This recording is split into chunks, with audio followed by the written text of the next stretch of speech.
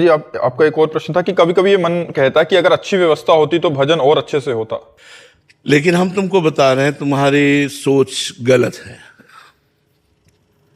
जब व्यवस्था अच्छी नहीं होती तब अच्छा भजन होता है, और वैसे भी सही माने में याद आती है जब हमारे पास असुविधा होती है। जैसे आप एक रोटी दो रोटी सब्जी लिए और भगवान को भोग लगा रहे हैं तो आपको रोना आएगा, प्रभु गरीब आदमी है, हमारे पास कुछ नहीं। और 56 भोग जब आपके पास पैसा आएगा लगाओगे ना तो गर्व रहेगा कि 56 भोग लगाता हूं। तो भगवान भोग नहीं पाते, भगवान भाव पाते हैं। जब एक थोड़ी सी सब्जी और एक दो रोटी लेकर भगवान के आगे रोते हुए लगाओगे ना, वो भगवान पा लेंगे। भगवान को प्यार पसंद है, प्रेम पसंद है, भाव पसंद है। तो सुविधा में भाव आता है या असुविधा में? असुविधा में भाव आता है। जब धन्ना जाट बालक थे, एक बाजरे की रोटी लेकर भगवान को रोक के कहते तो भगवान आधी पाते और आधी धन्ना जाट पाते। और 56 भोग लगाते हैं लोग, कोई देखता है भगवान कहीं पाते हैं। भाव वाला दृष्टि वाली बात अलग है, लेकिन प्रगट में नहीं पाते। और कितने गरीबों की भगवान ने प्रगट में पाई है। तो हमें लगता है कि अगर सुविधा भगवान दे दे तो उन्हीं की दी हुई है, कोई बात नहीं, भजन करे। लेकिन असुविधा में जो भजन होता है वो सुविधा में भजन नहीं होता है, पक्की बात है। असुविधा में भगवान का भरोसा, सीधे भगवान से कनेक्शन होता है, और सुविधा में माया का कनेक्शन जुड़ जाता है, सुविधा का कनेक्शन जुड़ जाता है। अब हमको अभी कुछ भी चाहिए, हम बोले तुरंत मिल जाएगा, सब चीज़ है। और जब हमारे पास कुछ नहीं है, और अगर गुड़ भी किसी ने दिया ना तो भगवान की बड़ी कृपा, देखो भगवान ने गुड़ दिया, भगवान ने आज हमको सेव दिया, भगवान ने आज हमें खीर खवाई। भगवान ने ये जरा खीर बनाना, तो खीर अभी 10 मिनट में बन के आ जाएगी। ये थोड़ी होगा भगवान ने दिया। लेकिन हमारे पास कुछ है नहीं और कोई खीर लेके आ गया, तो साक्षात भगवान आए, हमें खीर पवाए भगवान। और दिन भर खुशी रहती थी, आज भगवान ने देखो हमें ऐसा प्यार किया।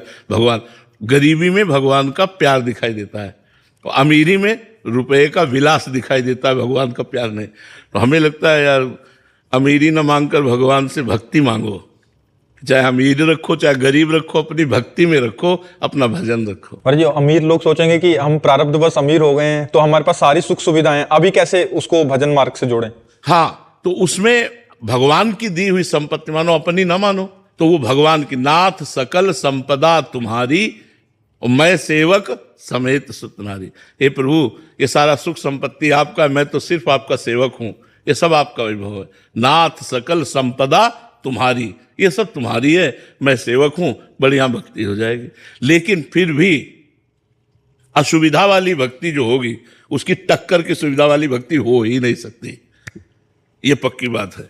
जो सिद्ध हो गए हैं वो चाहे सुविधा में रहे चाहे असुविधा में रहे, उनका दिमाग तो भगवतमय हो गया है। लेकिन जो साधक है उसको असुविधा जरूर स्वीकार करनी चाहिए।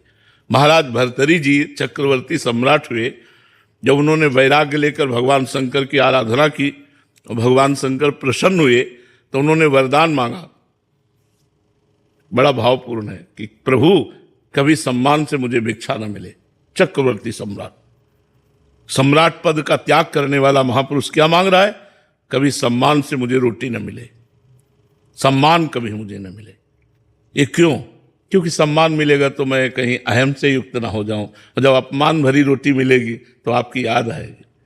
जब दूसरों के दरवाजे पे खड़ा हुआ जाता, राधे श्याम, क्या है?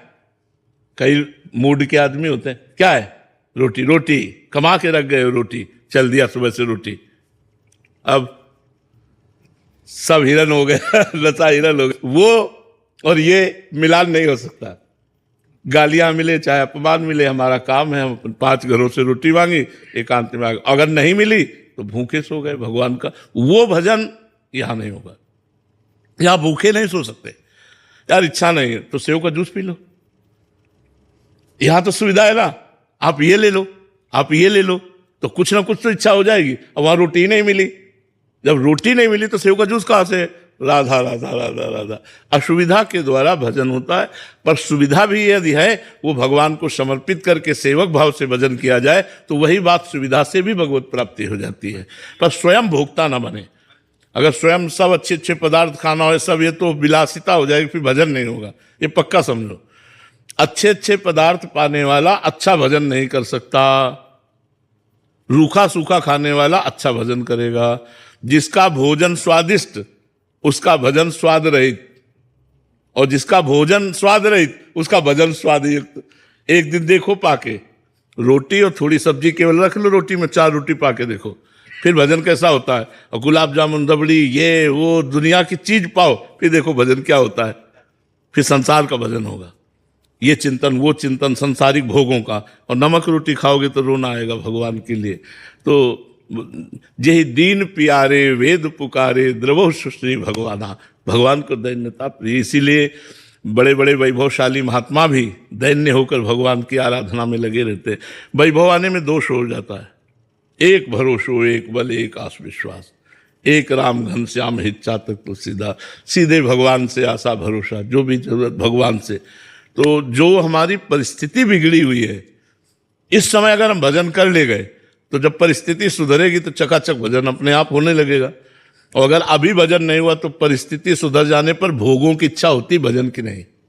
ये बात समझ लेना। इसलिए नाम जप करो, परिस्थिति बदलने की चिंता न करो।